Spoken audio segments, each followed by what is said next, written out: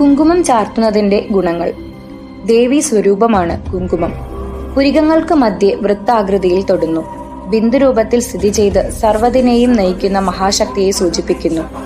നടുവിരലുകൊണ്ടാണ് കുങ്കുമം തൊടേണ്ടത്. കുങ്കുമം നെറ്റിക്ക് കുറുകയോ നെടുകയോ തൊട്ടുകൂടാ എന്ന് ശാക്തമതം. ത്രികോണം, ചതുരം, യോനി, ബിന്ദു ഇങ്ങനെയുള്ള ആകൃതിയിലും കുങ്കുമം തൊടാറുണ്ട്. കുങ്കുമം ചന്ദനക്കുറിയോട് ചേർത്ത് തൊടുന്നത് വിഷ്ണുമായ പ്രതീകവും, കുങ്കുമം ഭസ്മക്കുറിയോട് ചേർത്ത് തൊടുന്നത് ശിവശക്ത്യാത്മകവും, മൂന്നും കൂടി തൊടുന്നത് ത്രിപുരസുന്ദരി പ്രതീകവുമാകുന്നു.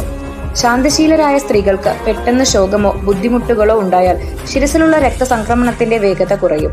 കുങ്കുമത്തിന്റെ ചുവന്ന നിറവും ഭ്രൂമധ്യത്തിൽ യോജിക്കുന്നതുകൊണ്ട് കുങ്കുമപ്പൊട്ട് അതിന്റെ രശ്മികളുടെ ആകർഷണ ശക്തി ഉപയോഗിച്ച് രക്തത്തെ ഭ്രൂമധ്യത്തിലേക്ക് ആകർഷിക്കുകയും രക്തസംക്രമണത്തിന്റെ വേഗത വർദ്ധിപ്പിക്കുകയും ചെയ്യുന്നു. മാത്രമല്ല, ഊർധ്വഗതിയിലേക്ക് രക്തത്തെ എത്തിക്കുവാനുള്ള ഈ ശക്തി മുഖശ്രീ വളർത്തുന്നതിന് സഹായകരമാകും.